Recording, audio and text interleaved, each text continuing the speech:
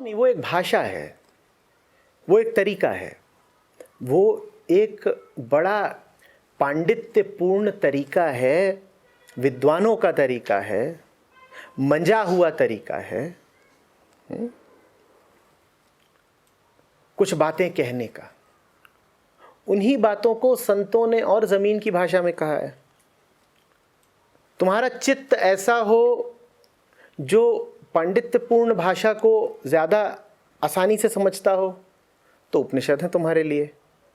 तुम्हारा चित्त ऐसा हो जो आम बोलचाल की भाषा को समझता हो, आम बोलचाल के प्रतीकों से ज़्यादा तत्व ग्रहण करता हो तो संतों की भाषा है तुम्हारे लिए। और भी तरीके के चित्त होते हैं साधकों के लिए, उनके लिए और भी तरीकों के ग्रंथ होते हैं, गुरुओं की और भी विधियां होती हैं। उपनिषद जो बात कह रहे हैं वो कोई कठिन क्लिष्ट जटिल बात नहीं है। उस समय का माहौल ऐसा था, साफ सुथरा उठा हुआ, कि वो सब बातें बड़ी विद्वत्ता पूर्वक कही गई हैं।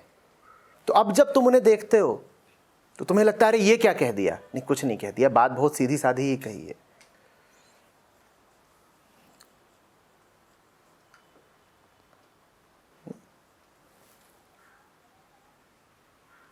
तुम कह सकते हो एक अभिजात्य तरीका है बात को कहने का, एक इलीट तरीका है।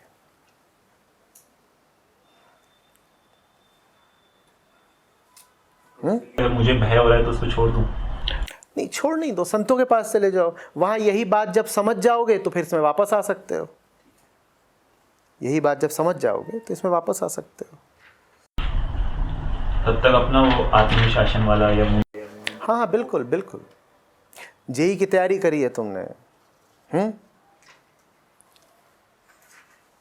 उसमें आम तैयारी की किताबें भी होती हैं, रेस्निक हॉलिडे भी होती है और आई येरोडोव भी होती है। सबका अपना अपना महत्व है। तुम्हें अपने स्तर के अनुसार जो किताब अनुकूल लगे उसके साथ आगे बढ़ो।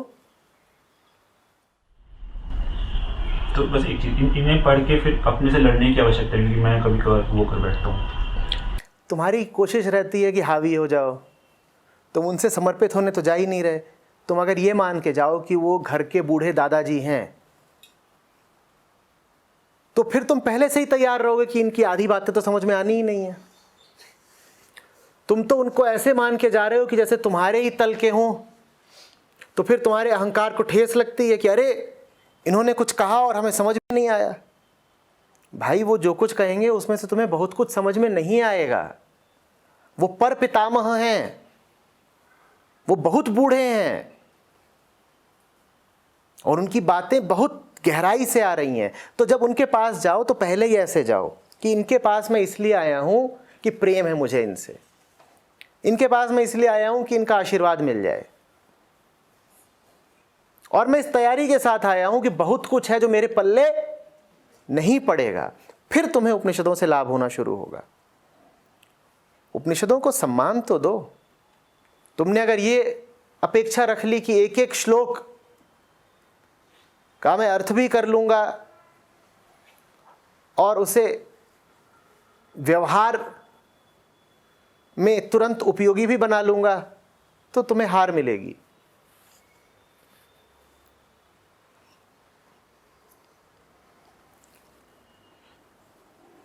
येरोडोव के 5 में से एक भी सवाल अगर तुमने हल कर लिया तो अच्छा लगता था ना, कि 5 आजमाए और एक कर लिया तो अच्छा लगता था ना। तो उपनिषदों का भी ऐसा ही है। एक आध श्लोक भी अगर तुमको खुल गया, चमक गया, तो समझ लो बात बन गई। आजकल का तो पता नहीं, पर हमारे ज़माने में तो जेई का भी ऐसा ही था। 5-7 सवाल आते थे 3 घंटे में करने के लिए जेई मेंस पेपर में। उसमें से जिसने एक कर लिया उसका सिलेक्शन हो गया। तो उपनिषदों जैसा ही मामला है। सब कुछ करो जरूरी नहीं है। यहां चीज इतनी नायाब है कि 5 में से एक भी अगर तुमने साध लिया तो तुम तर गए। इसीलिए गुरु शिष्यों के कान में मंत्र फूंकते थे, ग्रंथ नहीं फूंकते थे। शिष्यों के कान में ग्रंथ नहीं पूरा फूंका जाता था कि जा तू पूरा पढ़ के आ, सिलेबस दे दिया है। एक मंत्र दिया जाता था कि बेटा हम तुम्हें भी जानते हैं और तुम्हारी हैसियत को भी जानते हैं। ये जो तुम्हें हम 2 शब्द कान में फूंक रहे हैं, तुम बस इन पर महारत हासिल कर लो, तुम तर जाओगे। इन 2 शब्दों से तर जाओगे। कई बार 2 भी नहीं चाहिए, एक चाहिए, राम। और शिष्य वाकई तर जाता था। तुम एक श्लोक को अपना जीवन बना लो, तुम तर जाओगे। पूरा ग्रंथ तो चाहिए भी नहीं।